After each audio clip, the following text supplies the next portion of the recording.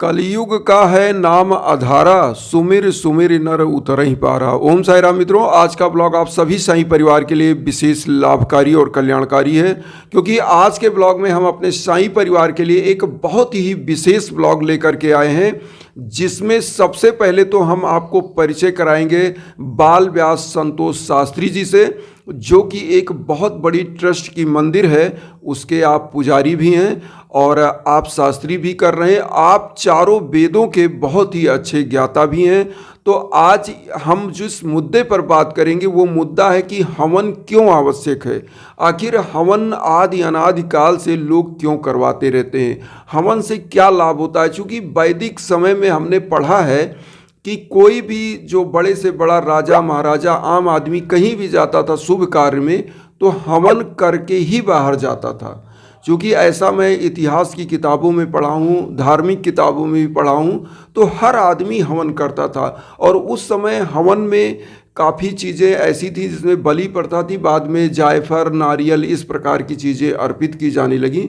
तो आइए सबसे पहले हम परिचय करवाते हैं आपको बाल व्यास संतोष शास्त्री जी से। और संतोष शास्त्री जी, आप बताइए कि आप अपनी शिक्षा दीक्षा के बारे में और चारों वेदों में से कोई भी वेद का आप पहले हमारे दर्शकों को बढ़िया एक मंत्र भी कुछ अपना सुनाइए, रिचाएं, अपने बारे में बताएं।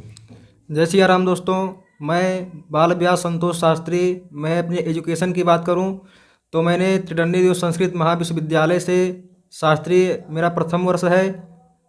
और उसके बाद फिर जैसे कि गुरुजी ने कहा कि वेद तो मैं जो चारों वेद का ज्ञान मेरे पास है, परंतु अगर मैं बात करूं तो मुझे यजुर्वेद का यजुर्वेद मुझे पूरा याद है। उसमें 2900 मंत्र है, जिसमें में से पूरा मुझे 2900 याद है। तो मैं जैसे कि गुरुजी ने कहा कि यज्ञ का, तो मैं कुछ हमारे शास्त्रों पुराण में, ब्रह्म पुराण में श्लोक आता है, वेद में भी पुरुष सूक्त में श्लोक आता है कि यज्ञ क्यों किया जाता है। तो पहले मैं आपको मंत्र श्रवण कराऊंगा, उसके बाद फिर उसका मैं पूरा विधि बताऊंगा जी।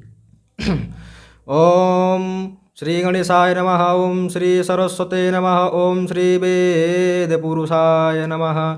तो जो पहला मंत्र आता है यज्ञ का, तो पहला मंत्र है हरे ओम मा ओम चंद्रमा मनसो जातश्चक्षोः सूर्यो अजायता श्रोत्राद्वायुश्च प्राणश्च मोखादग्निराजायतात। हरे ओम मा। अब मैं आपको यजुर्वेद का था, अब मैं आपको ऋग्वेद का मंत्र सुनाता हूँ, ये भी यज्ञ का ही है। हरे ओम मा ओम ऋतंच सतियंच भिधात् तपसोऽध्यजायता ततो रात्र अजायता तथा समुद्रो अरणावा दधि संवत्सरो अजायता सूर्यचन्द्रमसौ यथा पूर्वमकल्पयत दिवंच पृथ्वींचान्तरिक्षमथो स्वा। उसके बाद मैं आपको अथर्ववेद का मंत्र श्रवण कराता हूँ। हरे ओम मा ओम सन्नो देवीरभिष्ठये आपो भवन्तु पितृसन्तु नः। उसके बाद मैं आपको सामवेद का, देखिए सामवेद का गायन होता है, तो मैं उसके बाद आपको सामवेद का मंत्र का श्रवण कराता हूँ। सामवेद का ये पहला ही मंत्र है। हरे ओम मा ओम सुचक्षा अहमक्षिभ्यां भूयासा गुं सुवर्चा मुखेन सुतृणाभ्यां मा भूयासम्। तो मैंने आपको चारों वेद का मंत्र, चारों वेदों के मंत्र का श्रवण करा दिया है, जिससे हवन का मतलब ये साबित होता है कि हवन करने से मतलब जो जातक जातिका है, जो भी हवन कराते हैं या करते हैं, उनको काफ़ी लाभ होता है कि नहीं जी। काफ़ी लाभ होता है। देखिए यज्ञ कई प्रकार के होते हैं, जो हवन होता है कई प्रकार का होता है। कोई जैसे यज्ञ होता है तो एक पुत्र कामदा यज्ञ होता है, तो उसमें हवन होता है। तो देखिए हवन करने से जो भी हम संकल्प करके हवन करते हैं, तो जिस भी कार्य के लिए हम करते हैं तो हमारा कार्य सिद्ध होता है। जैसे कि अभी आपने कहा कि पहले के राजा महाराज युद्ध के लिए जाते थे तो यज्ञ करके जाते थे। तो एक यज्ञ होता है विजय प्राप्ति यज्ञ। तो उसमें यज्ञ करते हैं तो उसमें अग्निहोत्र होता है। जी तो जब अग्निहोत्र होता है तो उसमें राजा के संकल्प होती है, तो उसमें विशेषता क्या बोलते हैं, संकल्प करते हैं तो अहम आता है। जी। तो अहम पहले, अहम के बाद फिर देखिए, अगर पुस्तक में आप देखेंगे तो उसमें डैश डैश रहता है। तो वहां पे जैसे हम युद्ध के लिए जा रहे हैं तो अहम विजय प्राप्त्यर्थम। हाँ, तो उसके बाद फिर और अहम सफलता के लिए तो सफलता का बोला जाएगा, या सौभाग्यवर्धन का है तो सौभाग्यवर्धन के लिए, बोला जाएगा। पुत्र प्राप्ति की कामना है तो पुत्र प्राप्ति की कामना के लिए, या कोई भी विद्या क्षेत्र में, न्याय क्षेत्र में, कहीं भी आप किसी राजद्वारे, तो वहाँ पर वो चीज़ का बोला जाता है। तो देखिए शास्त्री जी ने भी ये प्रमाणित किया है कि यज्ञ जो हवन है ये एक ऐसी विधा है जो इंस्टेंट लाभ, त्वरित लाभ देती। देखिए उपाय तो आप निश्चित रूप से डेली आपको खुद करना चाहिए, लेकिन हवन जो है वो किसी योग्य वेदपाठी और किसी योग्य ब्राह्मण से ही हवन कराना चाहिए, जो जानकार होता है कि नहीं शास्त्री जी?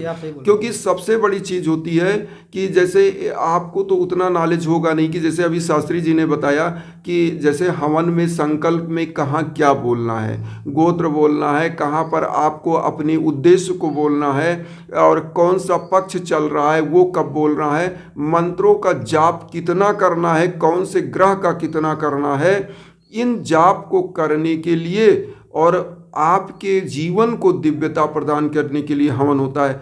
अच्छा शास्त्री जी ये बताएं कि आप कहाँ पर मंदिर में वैसे पूजा पाठ करते हैं? मैं नासिक जिले में मालेगांव एक शहर है, वहाँ पर बालाजी राम मंदिर ट्रस्ट है, मैं वहाँ का पुजारी हूँ, मेन पुजारी मैं ही हूँ वहाँ का। जी।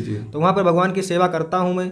जी। तो देखिए वहीं पे नासिक क्षेत्र में हमारे जो श्रद्धेय गुरुदेव साईनाथ भगवान का भी है, और वहीं पर शास्त्री जी भी हैं। तो शास्त्री जी से हमारी मुलाकात हुई और शास्त्री जी ने मुझे भी बुलाया, तो हम लोगों का जो है एक परिचय भी हुआ, और हम लोग एक दूसरे से काफ़ी टच में है। और चूँकि नासिक जाते हैं वहाँ शिरडी, तो शिरडी में मैं चूँकि मेरी श्रद्धा तो बाबा में बहुत कूट कर और अगाध है, तो मैं तो यही बताता हूँ अपने दर्शकों को हवन के बारे में। और आज शास्त्री जी से चूँकि इसी मुद्दे पर हमारी चर्चा हो रही थी, मैंने सोचा अपने दर्शकों को ये बताया जाए कि हवन आखिर क्यों लाभकारी है, तुरंत लाभ देता है या कैसे लाभ देता है। तो ये चीज़ हम अपने शास्त्री जी से भी जानना चाहते हैं कि हवन का आखिर लाभ क्या रहता है।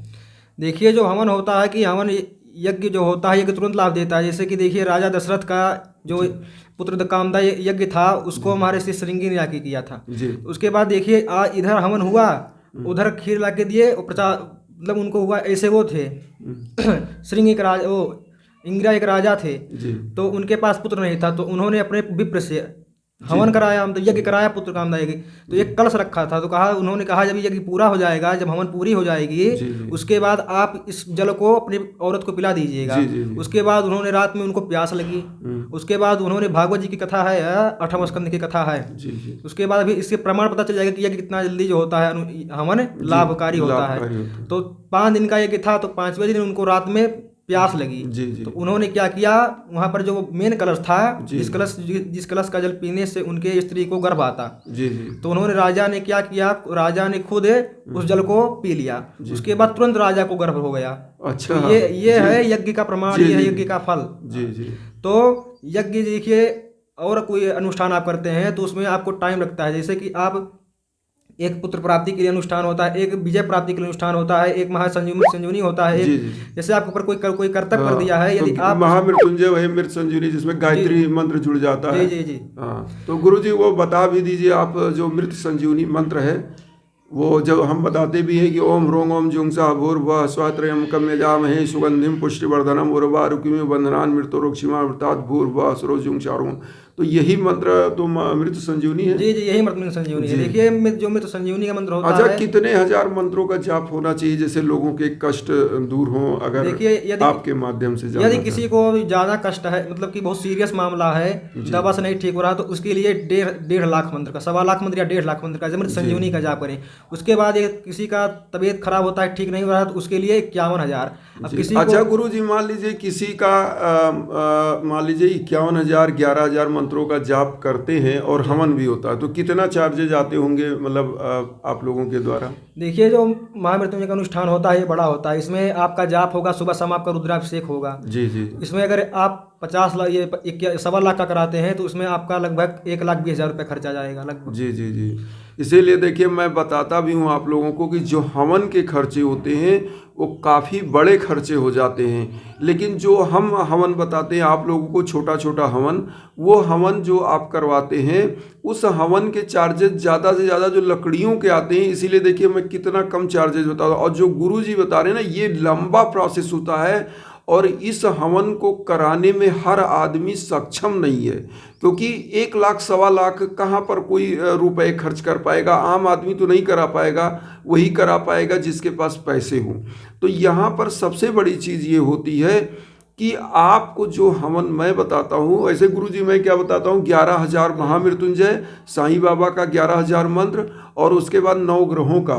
और इसको मैं दर्शकों को इसीलिए बताता हूँ, या हवन कोई भी जो भी है तो वो उसमें बहुत खर्चे हम नहीं बताते। हाँ, जो गुरुजी बता रहे हैं वो वास्तव में बहुत विशाल हवन हो जाता है, और उस हवन के लकड़ियों की चार्जेस की बात ही छोड़िए, जो जड़ी बूटियों की लकड़ियाँ या कुछ भी पड़ती हैं, आप केवल इतने पंडित उसमें लग जाते हैं, इतना जाप होता है मंत्रों का, फिर रुद्राभिषेक होता है, उन सामानों का भी चार्जेस उतना हो जाता है। तो यहाँ पर जो हवन मैं बताता हूँ वो मात्र और मात्र आपको 10,000, 12,000, 15,000 तक में वो हवन हो जाता है। इसीलिए मैं आप लोगों को जो अगर हवन की प्रक्रिया वीडियो पर बताएंगे तो गुरुजी कम से कम 1.5 घंटे की वीडियो बनेगी, बहुत लंबी वीडियो बन जाएगी। तो इसीलिए हम आप लोगों को बताना चाहते हैं कि जो आज शास्त्री जी ने बताया, और शास्त्री जी से मेरा मेन मकसद आज यही था कि हवन के बारे में बहुत सारे लोग पूछते भी रहते थे, तो मैं यही चाहता था कि हवन की पद्धति के बारे में, हवन के कितने खर्चे आते हैं, जो मेन हवन कराते हैं अगर आप किसी शास्त्री से, किसी पंडित से, तो और जो हवन मैं बताता हूँ वो हवन में ज़मीन आसमान का अंतर आता है, आप समझ लीजिए। तो बस यही है, लकड़ियों के चार्जेस होते हैं उसमें। अच्छा, जो हवन गुरुजी बता रहे हैं, ये हवन क्या होता है, ये बहुत ही दिव्य, बहुत ही विशाल हवन होता है। तो गुरुजी वहाँ नासिक में रहते हैं और मंदिर में वहाँ पूजन करते हैं। तो आज जो हम मुलाकात करवाए, और एक एपिसोड में अगला भी गुरुजी का भी आएगा कल, उसमें भी आप मिलिएगा और उनके बारे में जाना जाएगा। तो इन्हीं भावनाओं के साथ आप सभी लोगों को हम विदा लेते हैं। सच्चिदानंद सद्गुरु साईनाथ महाराज की जय।